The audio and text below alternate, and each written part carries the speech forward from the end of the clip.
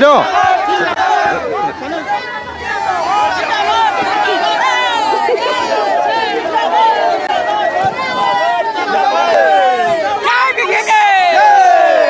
এই মুহূৰ্তত আমি দেখুৱাই আছোঁ কোকৰাঝাৰ সমষ্টিৰ BPFৰ প্ৰাৰ্থী হাগ্গামা মহিলাৰ পত্নী শিউলি মহিলাৰ যি প্ৰচাৰৰ দৃশ্য আমি দেখুৱাইছোঁ। এনেধৰণে পুষ্পবৃত্তি ছটিয়াই ৰাইজে আদৰি লৈছে আৰু এই মুহূৰ্তত দেখিবলৈ পাইছোঁ। তেখেতৰ লগত আমি কথা পতাৰ কাৰণেও চেষ্টা কৰিম।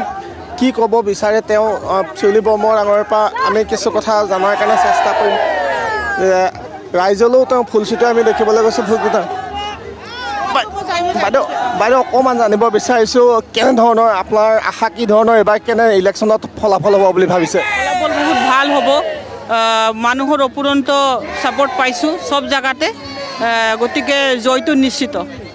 আপোনাৰ সন্মুখত UPPLৰ যিহেতু প্ৰাৰ্থী আছে লৰেঞ্চ ইছলাৰী, তেওঁ কৈছে আপোনালোকৰ পৰিয়ালক লৈ ৰাজনীতিৰ সূচনা হৈছে বুলি, সেইটো কি ধৰণে আপুনি খণ্ডন কৰিব বিচাৰিব? এইটো পৰিয়ালতান্ত্ৰিক নহয়, এইটো আমাৰ এটা ৰিজনেল পাৰ্টি।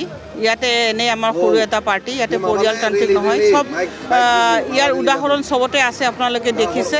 আৰু যাৰ কোৱালিটি আছে, যোনে সমাজ সেৱাৰ কাৰণে ওলাই আহিব বিচাৰিছে, তেখেতক চান্স দিব লাগে। আপুনিও এগৰাকী উচ্চ শিক্ষিত প্ৰাৰ্থী, আমি দেখিছোঁ আপুনি বাহিৰত পঢ়া শুনা কৰি আহিছে আৰু এতিয়া ৰাজনীতিৰ কাৰণে আপুনি মন মেলিছে, ৰাইজৰ কাৰণে কাম কৰাৰ কাৰণে আপুনি মন মেলিছে। এই ক্ষেত্ৰত আপুনি কি কামখিনি অগ্ৰাধিকাৰ দিব, কি কাম কৰাৰ ক্ষেত্ৰত নিজে মন বান্ধিছে? অগ্ৰাধিকাৰ মহিলা সবলীকৰণ, তাৰপিছত ইউথৰ কাৰণে মই কাম কৰিব বিচাৰোঁ, যুৱ সমাজৰ কাৰণে কাম কৰিব বিচাৰোঁ মই। বাইদেউ আৰু এটা কথা সুধোঁ, অলপ ধেমেলীয়া। আপোনাৰ সা সম্পত্তিৰ পৰিমাণ আপোনাৰ স্বামী হাগ্গামা মহিলাতকৈ বেছি, ব্যৱসায়িক ভিত্তিতে ইয়াৰ কথা নাই? এইটো মই ব্যৱসায় কৰোঁ, মই বিজনেছ কৰোঁ, সেইকাৰণে মোৰ ডেফিনেটলি বেছিতো হ'বই। মানুহ এটা ব্যৱসায় কৰিলে লাভ নহয় জানো? লাভটো থাকে। এইবাৰ আপুনি জয় হ'ব বুলি নিশ্চিত? একদম 100%। আৰু এই মুহূৰ্তত আমি দেখুৱাইছোঁ বাইদেউৰ প্ৰচাৰৰ দৃশ্য আমি এইবিলাক এই মুহূৰ্তত দেখুৱাইছোঁ। আৰু তেওঁ কৈছে যে পৰিয়ালতান্ত্ৰিক ৰাজনীতি নহয়, আৰু যদিও সা সম্পত্তি তেওঁ যথেষ্টখিনি দেখুৱাইছে।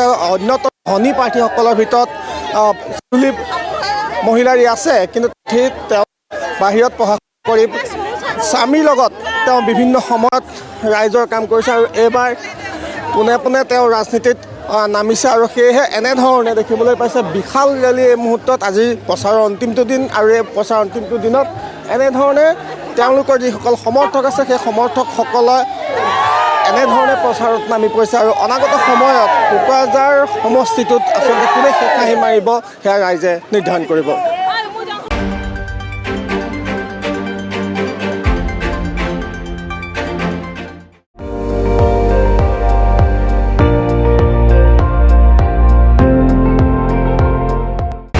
আপুনি চাই আছে ND24, সৰ্বশ্ৰেষ্ঠ নহয় সৰ্বোত্তমৰ দৌৰ।